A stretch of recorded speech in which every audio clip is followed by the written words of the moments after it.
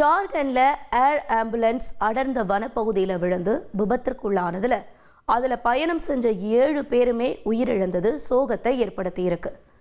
ராஞ்சி விமான நிலையத்திலிருந்து நேற்று மாலை 7:11 மணிக்கு நோயாளியோட புறப்பட்ட ஏர் ஆம்புலன்ஸ் சுமார் 7:30 மணி அளவில் ரேடார் தொடர்பிலிருந்து விலகி சுமாரியா பகுதியில் அடர்ந்த வனப்பகுதியில் விழுந்து விபத்திற்குள்ளாகியிருக்கு.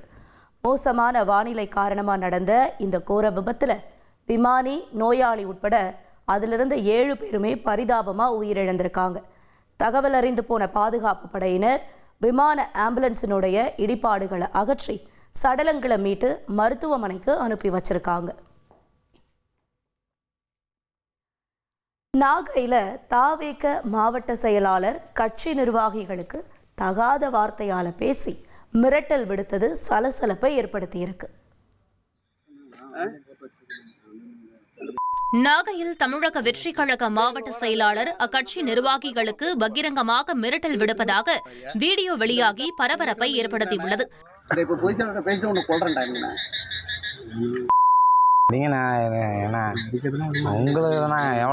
ரொம்ப சிரமமா இருக்குண்ணா. நீங்க தான் பொய் சொன்னீங்கன்னு சொல்லிட்டு நான் கேட்கறேன். அதுக்கு நீங்க பதில் சொல்ல மாட்டீங்க. பதில் சொல்ல முடியாது. அதுக்கு எம்எல்ஏ அந்த கேஸ் கஞ்சா கேஸ் கஞ்சா கேஸுக்குள்ள சொல்ல பதில் சொல்றேன். கஞ்சா கஞ்சா நான் என்னடா நீங்க நீ யாரா ஓண்ட சொல்றது? நீ யாரா? நீ நான் பொறுப்போடும் நீ பொறுப்பு எடுத்துக்கிட்டா இன்னைக்கு எடுக்கும்போது நீ ஏன்டா எடுக்கல? நீ ஏன் இன்னைக்கு வந்து இது பண்ண முடியல?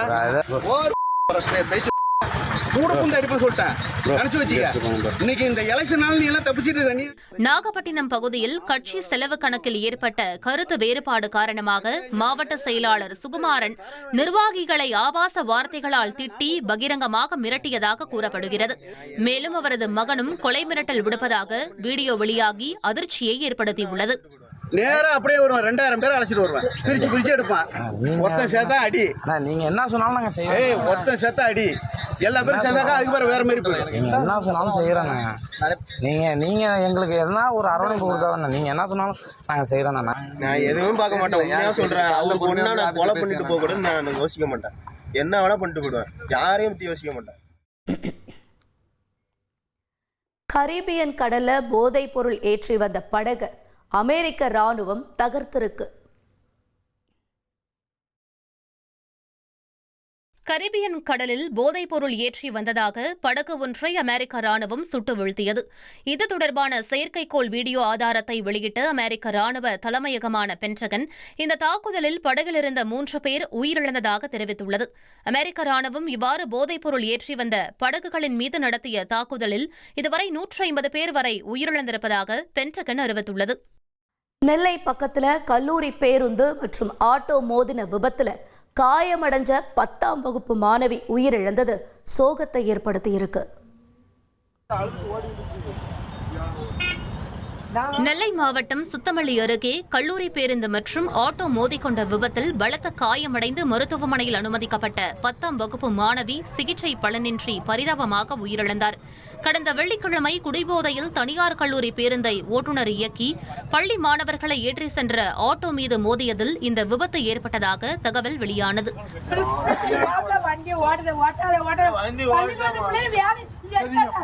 தற்போது இந்த வழக்கில் முதலில் பதிவு செய்யப்பட்ட வழக்கு பிரிவு மாற்றப்பட்டு கொலையாகாத மரணத்தை விளைவிக்கும் குற்றம் என பதிவு செய்யப்பட்டுள்ளது.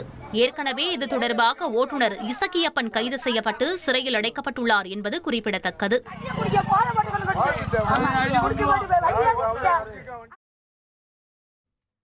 கேரளாவில் பெண் மேல தனியார் பேருந்து மோதினதுல நல்வாய்ப்பா அந்த பெண் உயிர் தப்பியிருக்காங்க. கேரள மாநிலம் பரவூர் பகுதியில் பயணிகளை இறக்கிவிட்டு கிளம்பிய தனியார் பேருந்து சாலையை கடக்க முயன்ற பெண் மீது மோதியதில் அதிர்ஷ்டவசமாக அவர் உயிர் தப்பினார். மோதிய வேகத்தில் அந்த பெண் பேருந்துக்கு அடியில் சக்கரங்களுக்கு நடுவே விழுந்ததால் சிறு காயங்களுடன் தப்பினார்.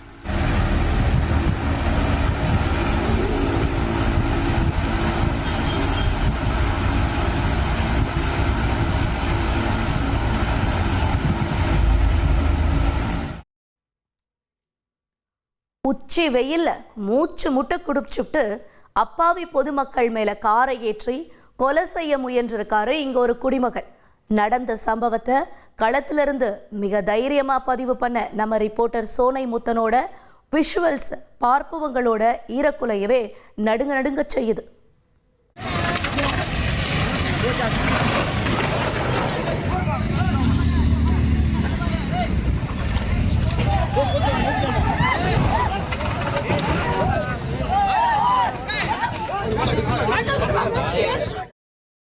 சிறுவர்கள் பொழுதுபோக்கிற்காக விளையாடக்கூடிய GTA வீடியோ கேம் காட்சிகளையே மிஞ்சியிருந்தது நம்முடைய செய்தியாளர் கண்முன் நடந்த இந்த கோர சம்பவம்.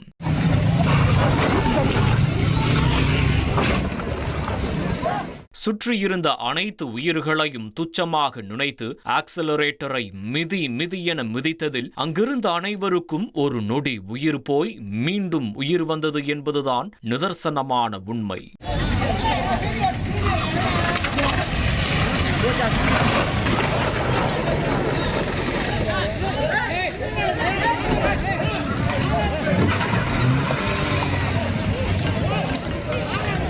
ஒரு கட்டத்தில் வெகுண்டெழுந்த மக்கள் கண்முன் நடந்த அநியாயத்தை தடுத்து நிறுத்துவதற்காக வேட்டியை கட்டிக்கொண்டு களம் கண்டுள்ளனர்.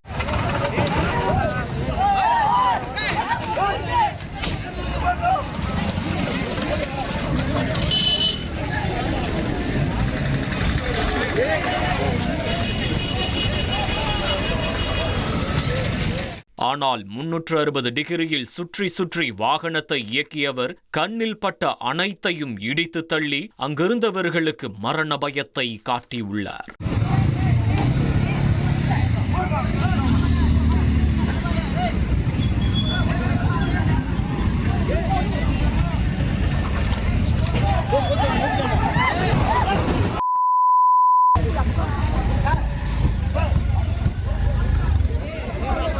மனித குலத்திற்கு எதிராக ஒரு தனி மனிதன் இப்படி வெறித்தனமாக தாக்குதல் நடத்தியதற்கான காரணம் சிறிது நேரத்திற்கு முன்பாக அவர் மூச்சு முட்ட குடித்த மதுவும் அவர் மனதில் நிரம்பியிருந்த வன்மமும் தான்.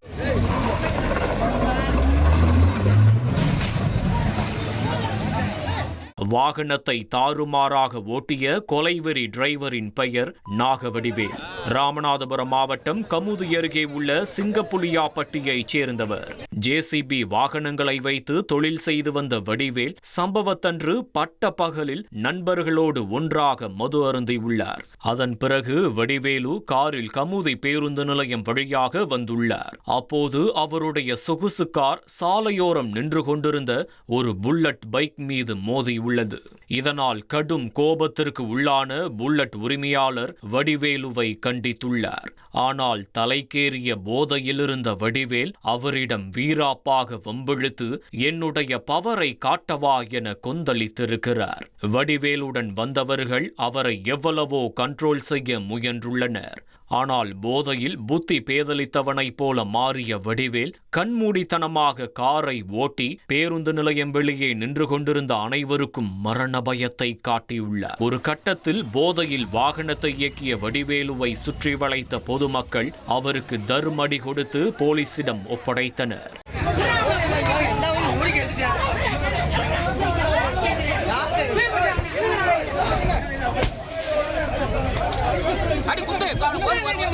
கையில போடு அவனை கையில போடு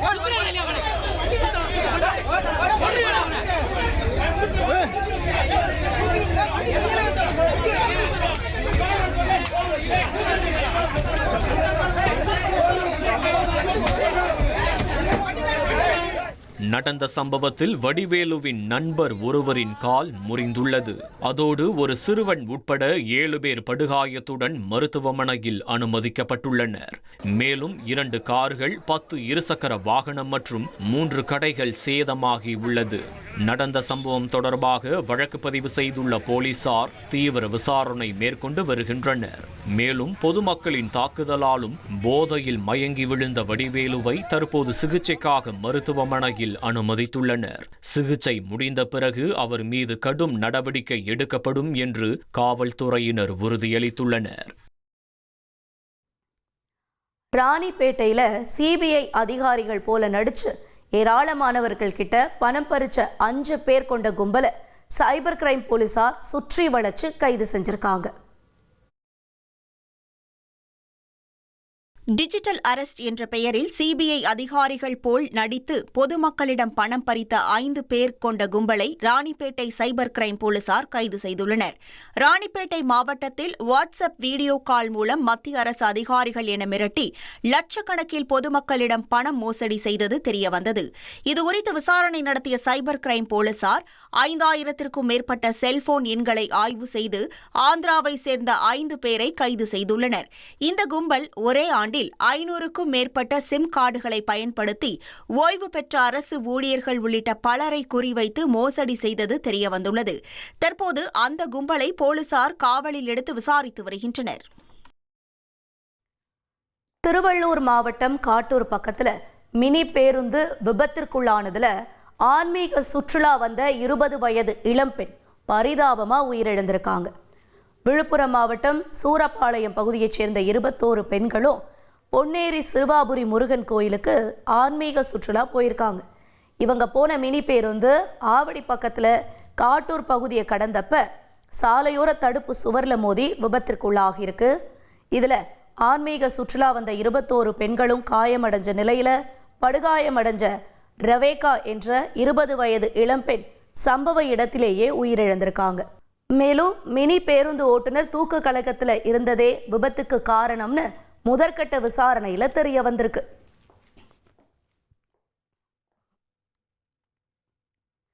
புதுச்சேரி திருவாண்டார் கோவில் பக்கத்துல சுற்றுலா வேன் கட்டுப்பாட்டை இழந்து தலை குப்புற கவிழ்ந்ததுல வேன்ல இருந்த சிறுவர்கள் உட்பட 13 பேர் காயமடைஞ்ச சிசிடிவி காட்சிகள் வெளியாகி அதிர்ச்சியை ஏற்படுத்தி இருக்கு.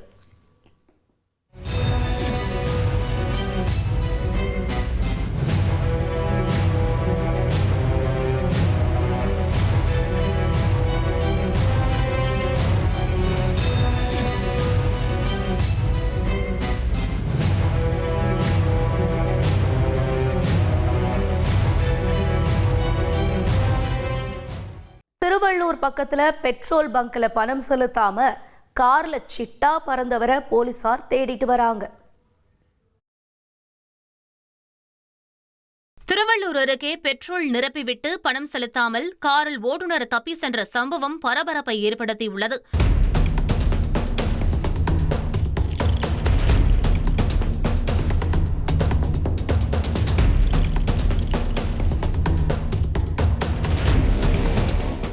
மப்பேடு பகுதியில் உள்ள பெட்ரோல் பங்கில் காரில் வந்த நபர்கள் முதலில் 1000 ரூபாய்க்கு பெட்ரோல் நிரப்ப சொல்லி பின்னர் டேங்க் முழுவதும் நிரப்ப கூறியுள்ளனர்.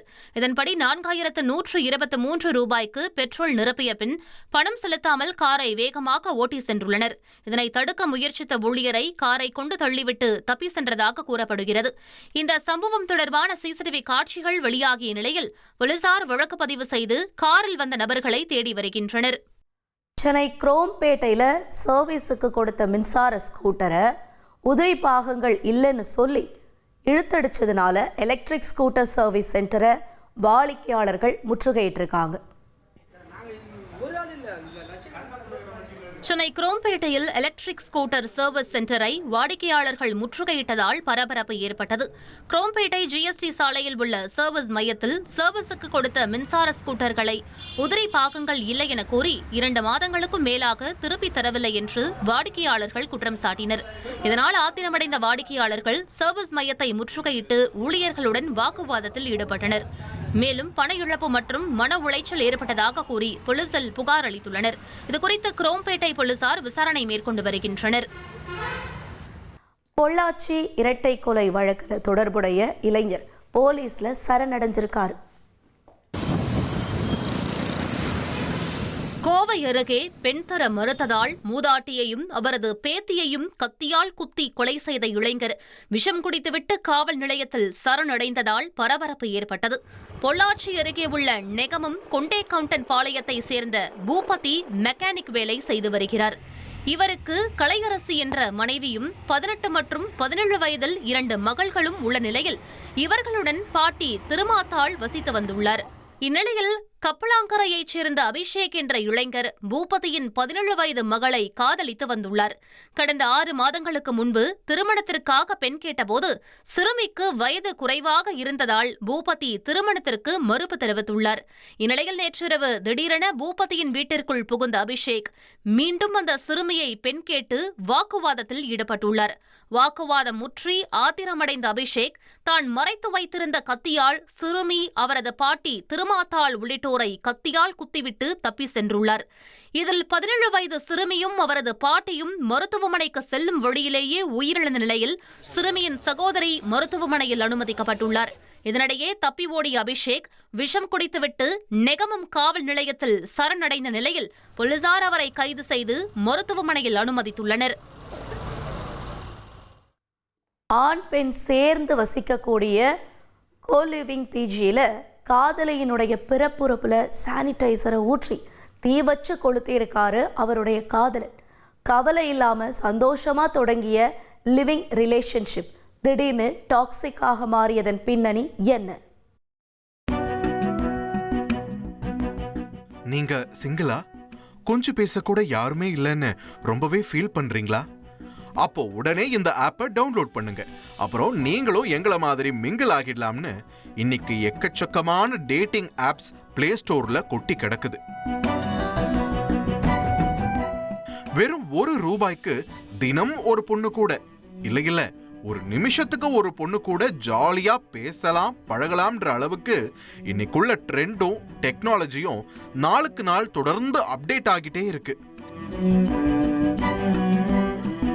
இந்த சூழல்ல தான் இது மாதிரியான டேட்டிங் ஆப்ஸ் மூலமா அறிமுகமாகக்கூடிய நபர்களால சில நேரங்கள்ல இந்த மாதிரி மோசமான விளைவுகளும் ஏற்படலாம்னு எச்சரிச்சிருக்கு இந்த சம்பவம். திரிபுரா மாநிலத்தைச் சேர்ந்த 19 வயதான இளம் பெண் ஹரியானா மாநிலம் குருகிராம்ல உள்ள பிரபல பல்கலைக்கழகத்துல பிஎஸ்சி பயோடெக்னாலஜி படிச்சிருக்காங்க. அந்த இளம் பெண்ணுக்கு டேட்டிங் ஆப் மூலமா சிவம் என்ற இளைஞரோட அறிமுகம் கிடைச்சிருக்கு. சும்மா டைம் பாஸ்னு ஸ்டார்ட் ஆன friendship very short period of டைம்ல சிச்சுவேஷன்ஷிப், கிரஷ்ஷிப், ஃப்ளர்டேஷன்ஷிப்னு டெவலப் ஆகி அது ஒரு கட்டத்துல லிவ் இன் ரிலேஷன்ஷிப்ல வந்து முடிஞ்சிருக்கு.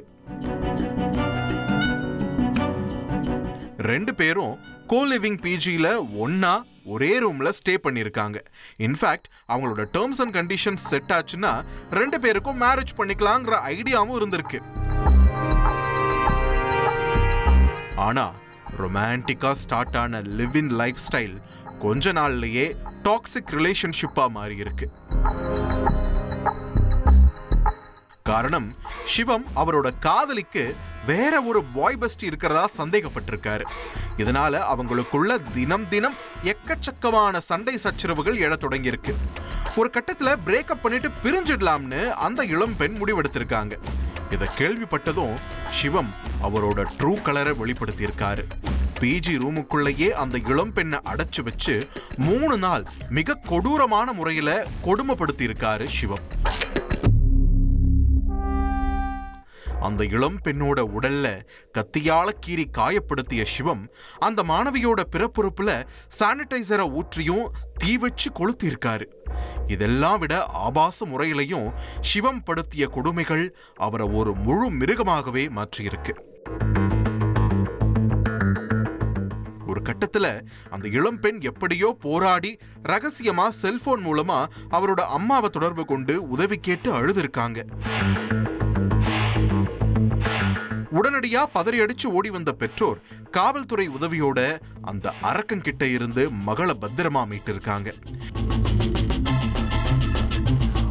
இப்போ அந்த இளம் பெண் மருத்துவமனையில சீரியஸான கண்டிஷன்ல இருக்கிறதாவும் மருத்துவர்கள் மாணவிக்கு உயர் சிகிச்சை அளிச்சுட்டு வர்றதாவும் தகவல்கள் வெளியாகிருக்கு. நடந்த சம்பவம் தொடர்பா கேஸ் ரெஜிஸ்டர் பண்ண போலீசார் குற்றவாளி சிவமை கைது பண்ணி சிறையில் அடைச்சிருக்காங்க.